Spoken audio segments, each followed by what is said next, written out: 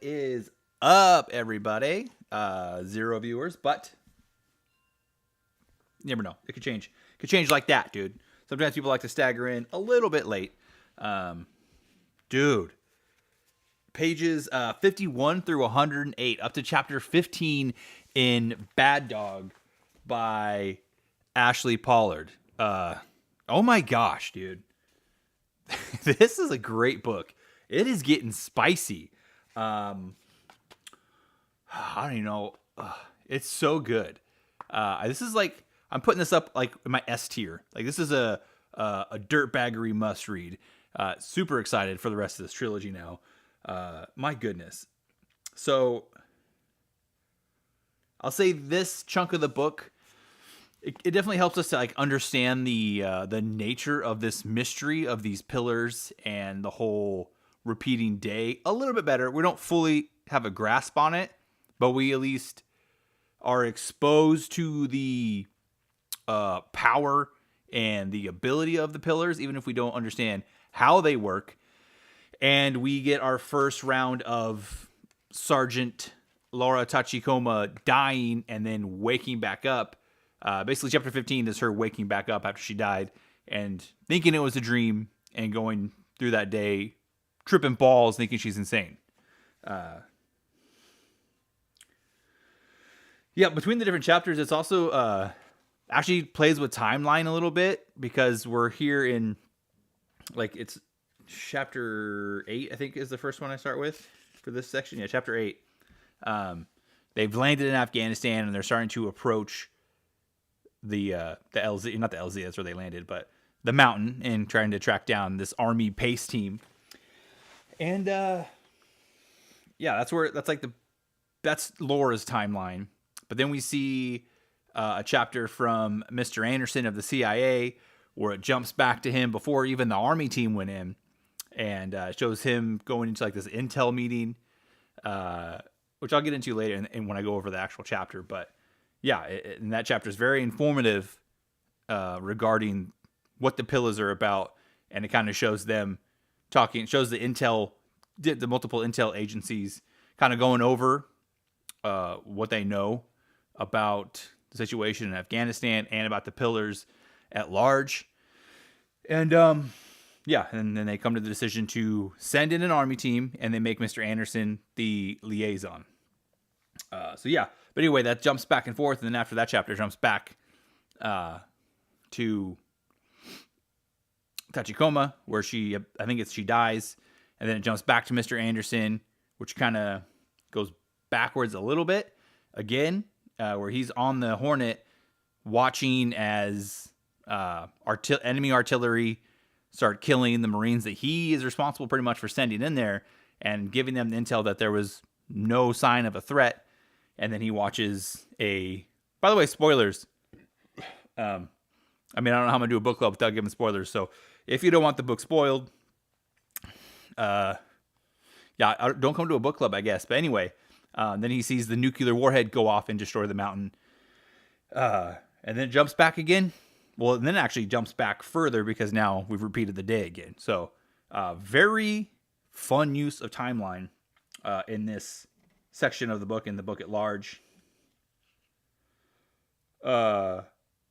More really good blending of the parallels between the supernatural Edge of Tomorrow, time loop, and then like the whole, like, things are so monotonous and repetitive on a Navy ship that it feels like Groundhog's Day. And when she wakes back up from, dying, Sergeant Laura, that is, you definitely get the, like that first mention in chapter 2, I think of it being where she described ship life, and she described the Groundhog's Day reference. That comes back again when she wakes up after dying, and it just makes a very vivid, strong comparison and parallel. It's great. It's great writing, great craft, way to foreshadow and weave that back into the story. Kudos on that one. Liked it. Loved it.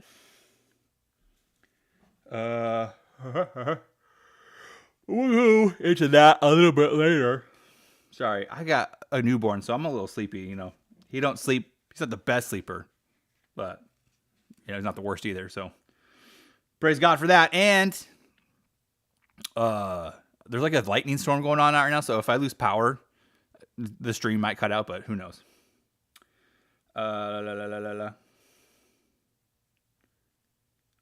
Yeah, this. Where am I at here? Yeah. The book just straight up kicks butt. It's fire, dude. As the kids say, it's fire. It slaps. All right. I would be baffled if this series doesn't kick ass all the way through. I'm sure it will, and I'm excited to read the rest of it. Oh, BT Dub, in case you don't know, I have reached out to Ashley, and she has agreed to come on the stream. We're just trying to work out a time that will work best to get her on here.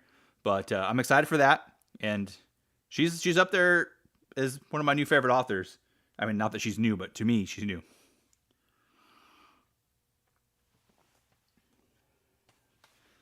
All right. Red leather, yellow leather. Okay, so we start off on chapter 8. This is kind of, they've already landed, so we're getting more of a description of the setting there in Afghanistan. It's very arid. It's wide open. It builds this sense of dread as Sergeant Tachikoma and probably the rest of her Marines as well, but it's her first-person POV. She feels, one, she's frustrated because it's taking longer to move through this rugged terrain than they were expecting. So she's frustrated they're behind schedule. There's a sense of worry because it feels like they're way out in the open, and there's plenty of spaces for bad guys to hide, pop off their shots, and disappear. So they feel very vulnerable. And even with these contrasts of, not contrasts, but she has a UAV flying overhead, giving her an aerial view. Her dog suit has infrared vision, so she can see in the dark. But even with all that technology, there's still this sense of she's missing something. Something's there that is not being detected, and it is deadly. So there's this really strong sense of dread that this chapter kind of builds and doesn't reveal, but it builds it, and it's there. And based on the fact that we know stuff goes down because of the opening of the book, we know it's there. So the dread is palpable.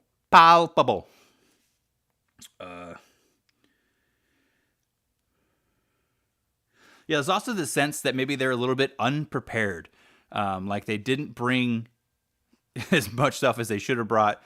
And things, there's just a sense that stuff's going to go sideways. And again, that might be because of chapter 1, where we know she dies and they get attacked. But interestingly enough, we can already see that the chapter 1 battle scene is not, it doesn't seem like it's going to be this time. It seemed like they landed or they dropped, and immediately their Thunderhawks, their chickens, were getting fired at with rockets, and they were fighting the Chinese. Basically, it sounded like as soon as they hit the LZ. So so chapter 1 sounds like it wasn't her first time dying and coming back to life. And of course, with that opening line of her admitting that it's her fault that she died again and again and again, and everybody died over and over, that makes sense. But yeah, and there's I don't know, just a very strong feeling of these Marines being sitting ducks. There's parts where they're basically kind of stuck nut to butt, going single file through these areas. They're in these open fields of fire. They could just get completely decimated if the enemy so chose, or if the enemy was in those spots. So it's just chapter 8 is really good at building the tone and the atmosphere and the dread, and builds up to a nice climax as down the road they eventually do encounter enemy forces. And things, as you can imagine, because we know already, don't go great for her. So anyway, they're traveling through Afghanistan. It's this very bleak, wild, rough, rugged landscape. And they come to the mountain, and they end up picking up the army pace team's ping from the transponder. Come to this cave. There's like multiple tunnels. There's like 2 tunnels, so they split up, search it simultaneously, and they're like pegging their own transponders as they go, so they can try and keep good comms. Because comms kind of suck. That's another thing that kind of builds dread, is that the communication is not great because of all the interference, because of how terrible radios work underground. So there's that. There's that sense that builds the dread. There's a sense of confinement. There's not enough room to move around effectively. So again, the sitting duck feeling, a little bit claustrophobic. It's all just like really good atmospheric building with using the setting. And I'm here for it. It's great.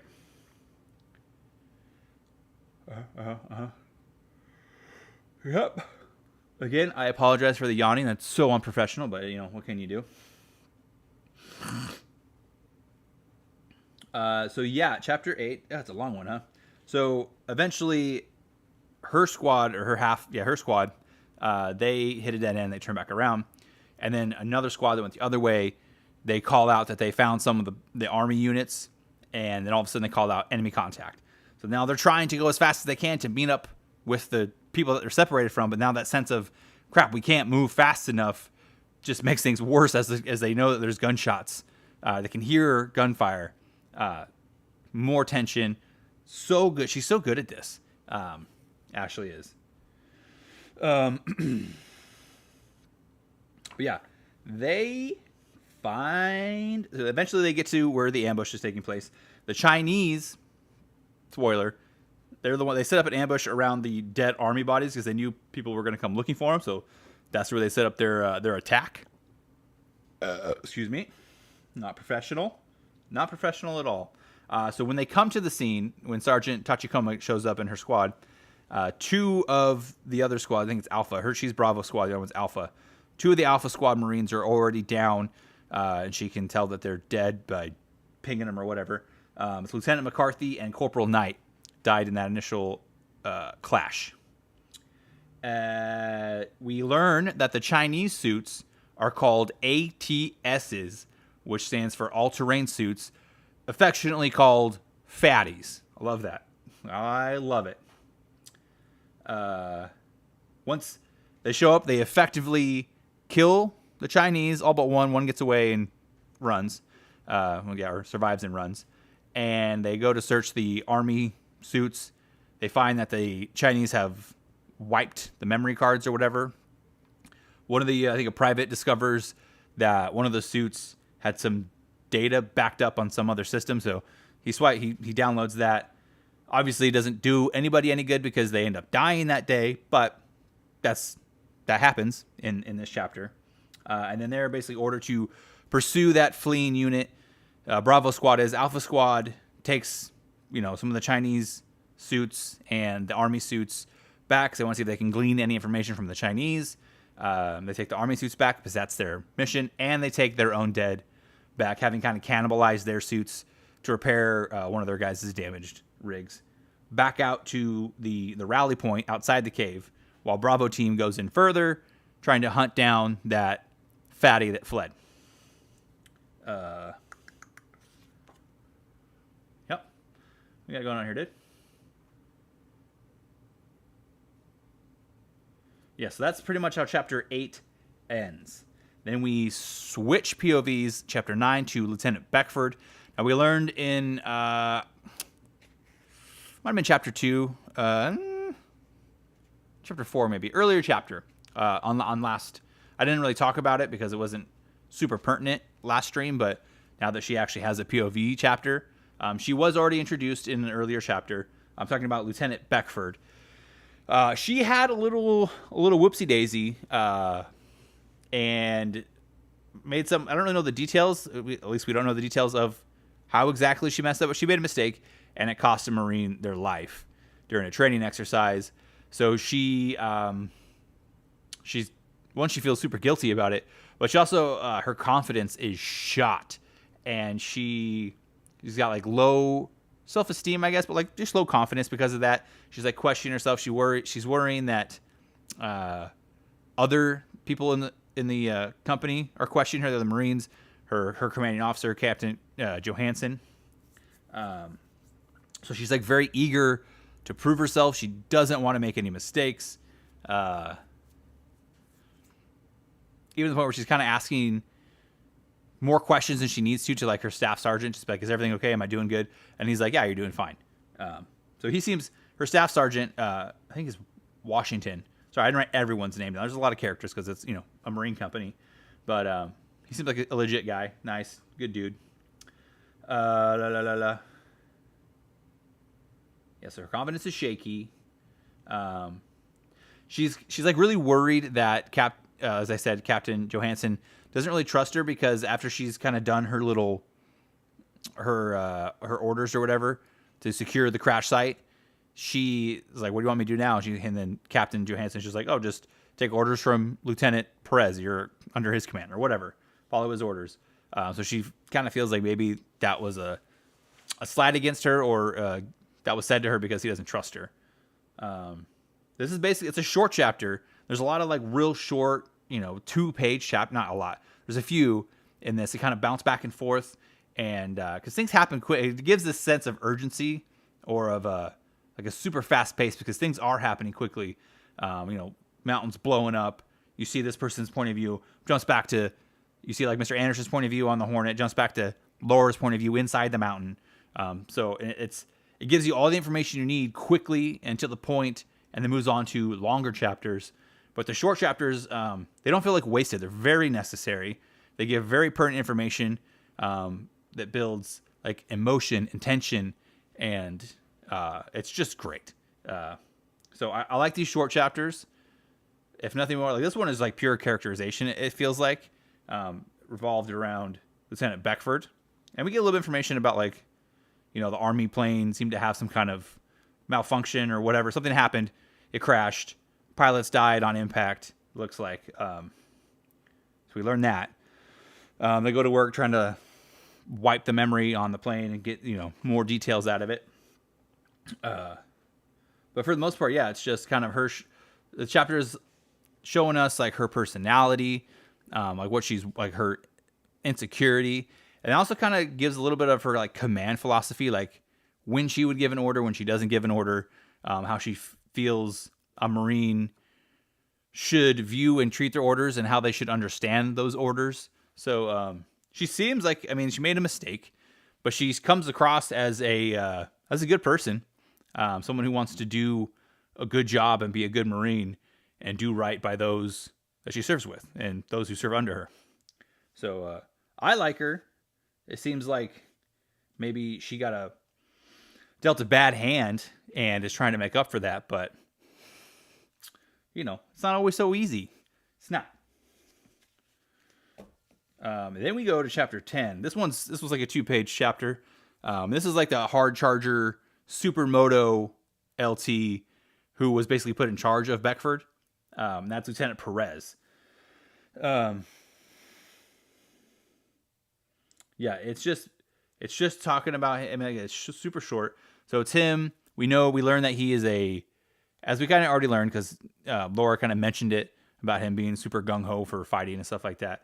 But we get inside his head on this one, and yeah, he's supermoto, like by the book, wants to look good as Marine, wants his unit to look good, wants everybody operating at or above Marine Corps standards, and he wants to fight. Like he's a fighter. We learned that about him. He didn't join the Marines not to fight. That's why he joined the Marines. He wants to fight. So we also see that he has a very low opinion of Beckford. So we'll see if that blooms into something down the road. Maybe I don't know if it's going to be in this book or maybe in another book. I don't know if there's going to be repeating characters going forward. I know that Laura is in all 3 books. I just kind of read the synopsis on the other 2 books. Spoiler, sorry. But yeah, again, it's just another quick little character introduction of one of the secondary characters in this book. And short, quick, gives us a clear picture of who this guy is and what he cares about, what his position is in the company and in his squad. And yeah, great use of 2 pages. Really good. Then we move on to chapter 11. Man, where's everybody at, dude? I get no love on these live streams. I don't do too bad on the views afterwards, but maybe I just pick a bad time. Monday night might not be the best night for a stream, huh? Chapter 11. So we go back to Laura's point of view. They go into the cavern, so they chase after that fatty, and they come to this like cavern, and they're expecting like once they go in that they're going to be under gunfire. So there's like this kind of builds up this high tension. They go in, nothing, but there's these 2 weird tall pillars, and they don't know what the pillars are because they weren't briefed on it. The only thing that they were told was that there was a magnetic pulse in this area. And she sees that there's an army unit, like the rest of the army units here, and she sees there's the body of a pace pilot. I don't know if that's what they call him, but and he's like, his body's like halfway down, like laying down in between these pillars, and his head and like upper body, like upper shoulder area is gone, like it's missing. And then all of a sudden, like the area in between the 2 pillars kind of shimmers. And at first she thinks it's like an enemy contact, so she starts firing. But the rest of her squad freezes, like they can't move, like they cannot move. It's not that they freeze mentally; they physically can't move, and it's because of these pillars. It like paralyzes them. And we learn in a later chapter why exactly, or how exactly, not how, but like what it does to the human body that makes us freeze.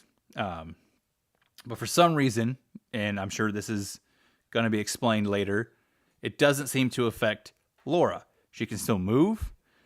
When she looks through, like it's this little shiny field kind of clarifies, and she can see through it. It's like a portal, and she can see that there is the other half of the soldier's body, whatever, is right there. And it opens up to like a big field, and there's like a jungle, off in the distance. So she like pulls the guy back through, but then she steps through, and she sees like up on a hilltop. She says there's a jungle up there. She sees these weird flying creatures that she thought were birds. And she sees closer, and she realizes they're like bat-looking creatures. There's 2 moons in the sky. So as she says, we're not in Kansas anymore. She knows it's not Earth, but she's like, how would you react in that situation? Would you think you were hallucinating? I don't know. I might think this is a different world. I found a portal. Who knows? I like to think I would react appropriately. But anyway, clearly not Earth. The reader knows that at the very least.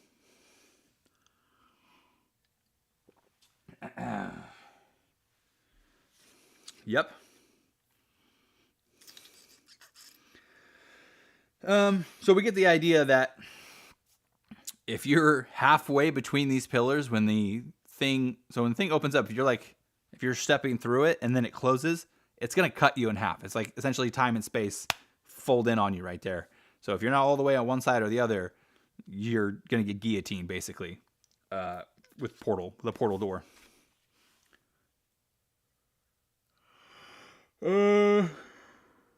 Yeah, whenever the portal's activated, everybody but Laura freezes. Yep. And then they're like, what the hell was that? Like, where did her squad has no idea where she went. They basically saw her like step between the pillars, and then she didn't step out on the other side. So they're like, what? Where did you go? And they're like, we'll talk about it later. We need to get out of here. And as they're leaving, the portal opens again. Everybody again freezes except for Laura. This time she looks through and she sees it's like a beach with like waves through the portal, and we learn that the portal kind of like we already learned it when the Afghani warlord was kind of talking about it, but it can draw you in. It can kind of put you in a like a trance and enthrall you a little bit, trance, and enthrall you a wee bit. So she like pops her cockpit, climbs out, or she calls it a bonnet, like a hood or something. Climbs out, walks over to it, and she accidentally bumps one of the pillars, and it like shocks her and sends her flying. She gets trippy visions, which you already learned that The Afghani people also had visions when they were near it. When one of their guys touched it, that person straight up died. Laura gets hit. She like flies back, goes unconscious, has all these trippy visions about like every choice she's made in her life. Like her life flashes before her eyes, but then she also sees like other lives flash before her eye. Like her life, it's her, but it's like different timelines, and some are more clear, some are more cloudy. And we basically introduced to this concept that this, whatever this device is, it's not only like can it like transport you to other worlds, perhaps in our same galaxy, we don't know, but it's also clearly some kind of interdimensional. I mean, we did multiple timelines. I would assume, what else could it be besides interdimensional? I don't know. I don't have a guy to talk to about how dimensions work. But Ashley does, and maybe she'll tell me about it when she comes on the stream. Yeah. Okay, yeah, touching. I already wrote that. She passed out. Oh my gosh. Freaking stop going off. I hate this sound. I don't know if you guys can hear it or not, but I can. Yeah, that's good. All right. Then we go into chapter 12. This is where we learn. So we learned, like, that chapter it showed us, but didn't really go deeper than what Laura experienced. Chapter 12 jumps Mr. Anderson before the army team ever got sent in. And we basically learn that he is, we get a little personality, a little character development where we see him interacting with his coworker. His coworker's like, hey, you want me to hook you up with the girl? He's like, nah, dude, I'm living that single life right now, boy. And, they talk shit to each other. It's great. But anyway, he gets called into the boss's office to go run some meeting or something. And he gets in there and he's like, well, there's like a 2-star general, a bunch of other intelligence agency folks from other agencies. He's in the CIA, but there's like DIA. I can't remember the rest. Like the military, him, obviously the CIA, NCS, I think, another one. And some doctor from like a geological foundation or whatever that's like co-funded with the Air Force. A lot of people that are really smart. When he gets into that office, there's a whole lot of dick measuring going on between not him, but the other people. And they're dicks. They're not nice. They're very confrontational. And it gives like the, I don't know, there's like this impression of interagency rivalry, which clearly it does go bad, but it just, that kind of like atmosphere and attitude and culture, it just like breeds a culture or whatever, can produce a situation where good people end up getting killed because of the ambitions of some a-hole. So that's something we got to worry about now, is all these ambitious people that are worried about, their careers and wanting to be right and making other people look stupid and like being the first person to do whatever. That's the kind of vibe I get from this group. Not Mr. Anderson. He actually seems, Glenn Anderson's his name. He actually seems like a chill dude. He's in there just like, well, I don't know why I'm here, but I'll go ahead and read this report that I just made and was expecting to give to a different group. Didn't seem so important. But so basically, he discovers that the Chinese government, and because they're communists, there's not a huge separation between like regular government and the military. But anyway, he discovered that there's this huge Chinese mining operation going on. And, but he discovered that, lost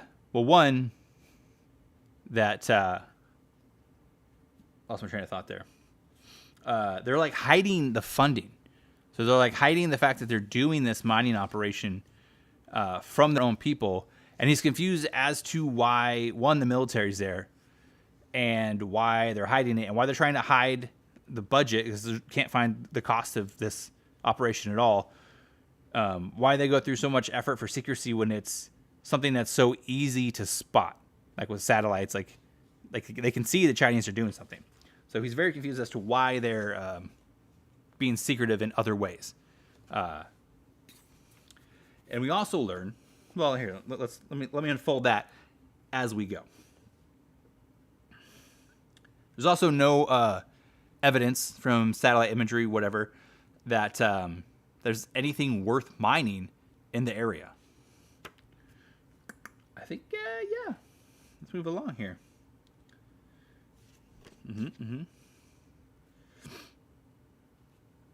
Got that, hit that just off the top of my head. I didn't even have to look at my card, dude. All right, we learn that the site that the Chinese are digging on, digging under, on top of, that is where they discovered the magnetic pulse. And there's a few reasons why this is important to them, and we learn a little bit more world lore in this chapter. There was basically, like, the whole world is scared shitless of earthquakes. Because apparently there were massive earthquakes in 2030 and 2031 that, like, crippled the global economy. And so every nation is, like, super terrified of an earthquake. They're, like, doing things to try and monitor earthquakes and seismic activity and the things that can cause all that goodness. And so there's this thought that maybe, at least for Mr. Anderson, thought that maybe whatever's down there can be used to help them monitor seismic activity, or help them. It could maybe be used to monitor enemy subs or track enemy subs. So he alerted the military to it, and then I think some things unfolded from there. But there was already other agencies that kind of knew about this stuff, and we'll get into that in a second. Yeah, kind of like I said, dick measuring contest ensues. The DIA shows a clip of somehow they have a spy embedded with the Chinese, so they got a clip of the actual Chinese running an experiment with one of their top scientists at the portal site at the pillars, and he has there's a bot on a rope that goes through the portal and opens up, and then the portal closes and the rope cuts and falls limp on the ground. But also that doctor, he was like an older dude and not in great shape, and died. He frozen, died right there. So, and he wasn't the only one in the scientific team at that site at that second that died. So yeah, they're very, especially the general, very concerned. Is it a weapon? What? They don't know what it is. Then there's this doctor, like I said, from the geological service with the Air Force. I don't know. She knows a lot about these pillars. She knows kind of what they're made of, but not how they're made or how exactly they work. But she tells us that they allow transportation between two places, and that they're super confident that they lead to other worlds, that they might be responsible for some of these earthquakes, because they generate energy and stuff like that. And that when the portal does activate, the reason that people are freezing is becoming paralyzed, and some people are dying, is that the energy field or whatever that emits from this portal when it activates interferes with our homeostasis. So for the doctor, it caused a brain hemorrhage. For people, basically, if you're not in good shape and healthy, there's a good chance you might die. So the Marines, they got frozen, but they're Marines, they're in good shape. So they didn't get brain hemorrhages, they didn't die. Well, the doctor was old. There's probably some other scientists in his team that, they're not in shape. That's not what they do. They read things and study things. So they died. Yeah. We haven't figured out, still at this point, we don't know why Laura seems to be immune. As far as her day getting repeated, might have something to do. My guess is it has something to do with the fact that she actually touched it, in combination with her being immune to it. But I don't know. We'll see how it goes. And then the chapter ends, and they're like, okay, let's send in an army team to investigate. And then they appoint Mr. Anderson to be the liaison between the CIA and this army team. And then that, catches us up. That chapter wasn't a short chapter. That was pretty decent sized chapter. Chapter 13.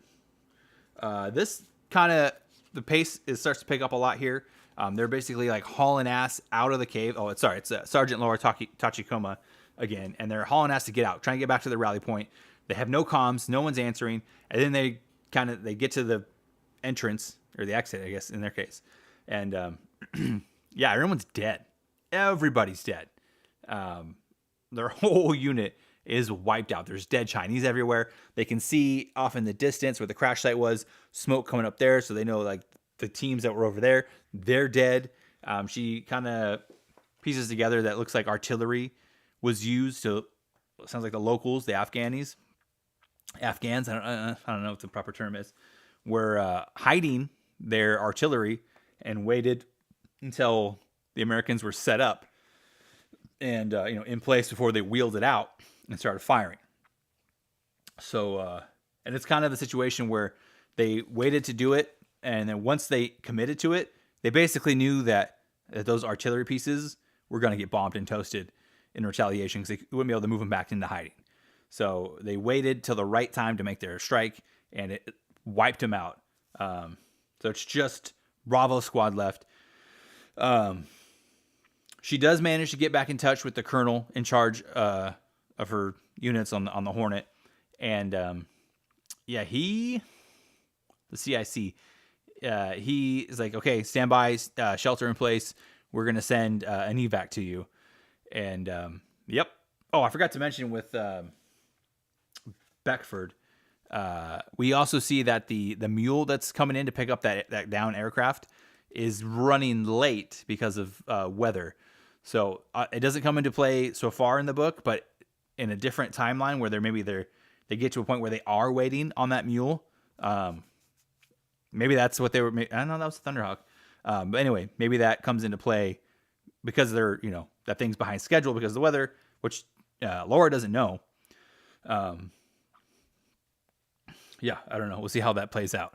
But I feel like Ashley wouldn't have mentioned it if she didn't intend to make it a thing. So just judging by how she uses, how she writes, I feel like that's going to get used. But anyway, so yeah, she's told to shelter in place, and then boom, the ground shakes, massive explosion coming out of the top of the mountain, and they are completely covered in darkness. Nuke went off. Then we jump to chapter 14, which is behind a little bit. It's not a huge jump back, but it basically takes us back far enough to where we can see the people at the rally point, the Marines there, getting bombarded with artillery. Because Anderson's basically sitting with the colonel. Colonel's pissed. He's like, Anderson's like, it's not my fault. Like I gave you all the intel I had. Like what else am I supposed to do? And the colonel's like, may not be your fault, but I still got dead Marines. So it's like, even though he knows it's not his fault, it's not a comforting thought to have, and it's not helping him out with his guilt. But anyway, and especially as he can sit here and see the screen where he can see like lines of artillery firing in and killing these Marines that are there because of him. And also he sent the Army team. I don't know if you can say it was because of him, but yeah, the Army team is there too. Whatever. Yeah. I feel bad for Anderson. Like, I just feel like he just got roped, even though he's a CIA guy. He doesn't seem like a bad dude. And got roped into a crap spot.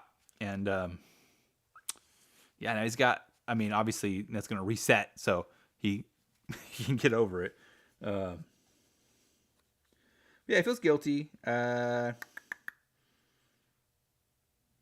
this is a pretty short one. It's basically just that. It's basically just his viewpoint. So we're getting like another viewpoint of like an outside view of what happened to the Marines at the rally point, because we didn't see it from Laura's view because she's inside the mountain.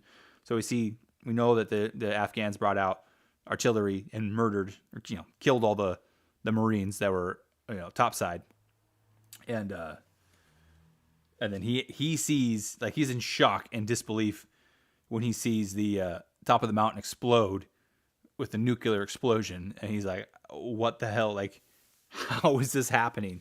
So yeah, it's just an outsider, kind of a further narrative distance from what's going on with Laura, which, love it. just more eyeballs on the situation. Chapter 15 is a short one. It's literally wait. Chapter 15 is a short one. Did I forget to write that one down? Anyway, then we see Laura. Maybe it's part of chapter 15. Anyway, Laura dies. Right, she's pinned under under the mountain. Like there's a cave in on her. She can't get outside of her. She can't exit her dog. She is trying to calm herself as she accepts the fact that she's gonna die. Like her last thoughts kind of rummage through her head. She injects herself with some stems. She's got a broken leg. She does like a double shot of stems, which is way more than the recommended dosage. But she's like, whatever, like either I'm going to die without it. So I got to put it in. Hopefully I can live long enough for a rescue team to show up. That doesn't happen. She dies.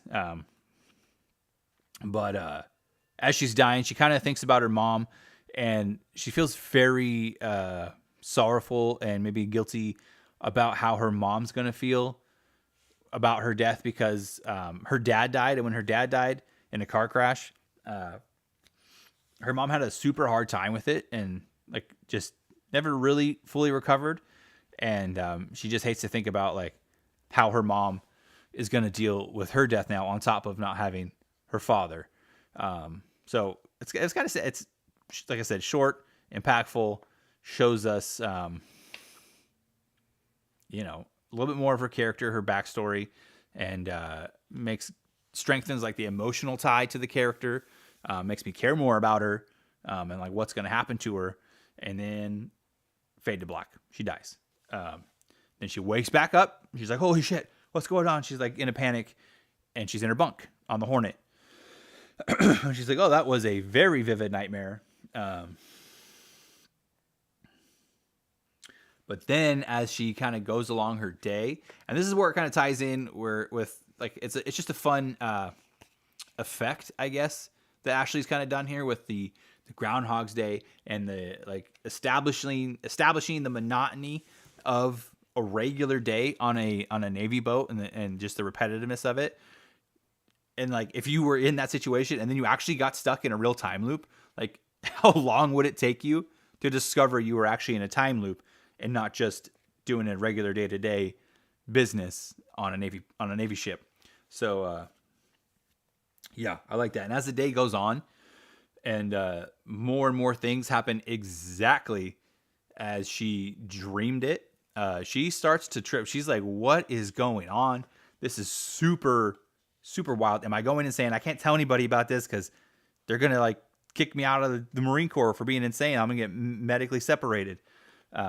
She kind of keeps her mouth shut, and like she kind of, I think it's at the chow. At chow, she changes like an answer or something, and it like shifts things a little bit, and that kind of makes her feel a little bit better.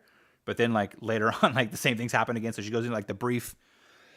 Let me get a drink real quick. Throat's getting a little parched.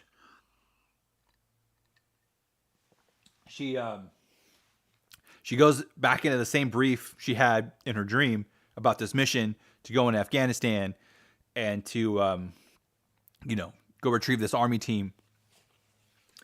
And at that point, she's like, okay, I don't think that she believes that she actually died and she lived this day. But she's like, this is fucking trippy. Like, my dream is insanely accurate. And she's like, I have to say something. But she tries to play it cool, like it's just her being very strategic and cautious and smart, and actually comes off. She pulls it off, and so much so that after she makes her suggestions, which I'll talk about in a second, she gets called into Captain Johansson's office, and he's like, you need to put in for an officer package because that was great. That's super smart. I loved your intuition, all that stuff. And they kind of talk about, we learned that she had originally tried to go through officer commission in the Navy. I can't remember. She didn't make it. So then she came into the Marines. And she doesn't really want to go through that route again because now, she's a sergeant. She has some authority. she doesn't want to go become an officer and basically have to start over at the bottom again. But her command wants her to go be, you know. So a little bit more characterization, a little bit more character development there. We see she's got this another aspect to her. Yeah. Anyway, back to the meeting, the briefing. She's like, maybe we should bring more firepower, basically, and maybe this team should land right at the crash site rather than landing way out and being late and taking forever to get there. And they're like, why would we do that? And he's like, and she plays it off really well. She's like, because that's what, like, or they're like, are you expecting a surprise attack?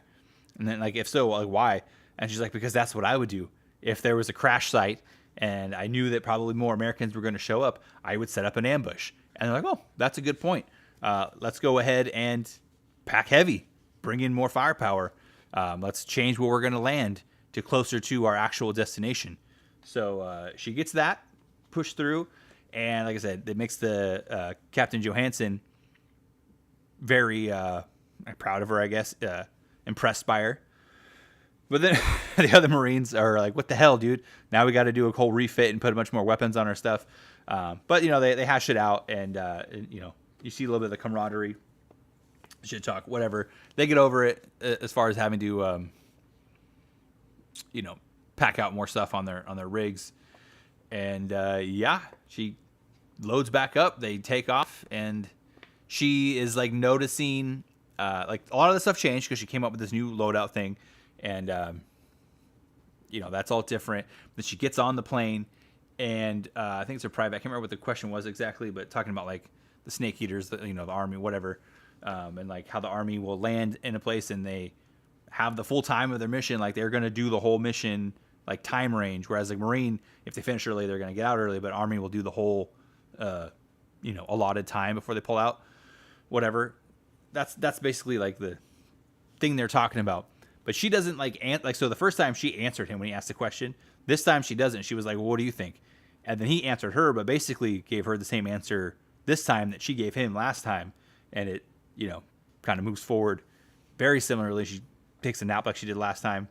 Yeah, and that's where it basically ends. Let me double check. Did I brain fart and forget, like... Yeah. So basically it ends with her catching some Z's as they're on their way to the LZ. Very meaty part of the book. I am stinking hooked. Dude, I can't wait to read the next books. I know I've already said that, but geez, dude. This is great. I'm excited to have Ashley on to talk to her about it. I really so desperately need to get a co-host so I can have somebody else to talk to. Since, you know, I don't know why the past 2 times I've streamed on my book club stream, haven't got no traction. Like the first time I did it and I wasn't prepared, I actually had people in the chat. And this time, no, I don't. So that sucks. What can you do? But yeah, I think I'm going to wrap it up there. That's all I really got for, you know, my thoughts on this portion of the book. I am absolutely loving it. If you haven't picked it up yet, if you're interested in it, I recommend it. Like I said, I'm sure the rest of the series is just as good as this book. I'm super intrigued as to what's going on with these pillars, where they came from, how they work. Is there another race, species, whatever, that's behind it? Where is it going to take us? Are we leaving Earth in the next books? In this book? I don't know. I mean, she already left Earth for a couple seconds and then came back. By the way, oh yeah, I guess she died, so it doesn't matter. But I was gonna say, when she get like microbes and have to worry about that kind of thing, but who knows? Yeah, pick it up if you're interested at all. I do have a link in the description of all these videos, an Amazon affiliate link. So if you want to pick it up, go click the link and buy the whole set. I have them in my cart, and I also have them in there with the entire series of Saga of the Forgotten Warrior in hardcover. I might take that off and then just order these two, because I don't know if my wife wants me to spend $160 on books right now. We had a newborn and she's on maternity leave. So, you know, it is what it is. But that is all I have for tonight. If you're watching this video later, please remember to like, share, comment, and subscribe. Let me know what you're thinking about this book And if you're interested in maybe joining the book club as an actual like panelist, as a guest on the stream, like coming on camera, send me a DM. My Twitter is right there. Hit me up. Send me a DM. If we're a good fit, make it work. But yeah, that's all I got. You guys have a great night, and thanks for tuning in.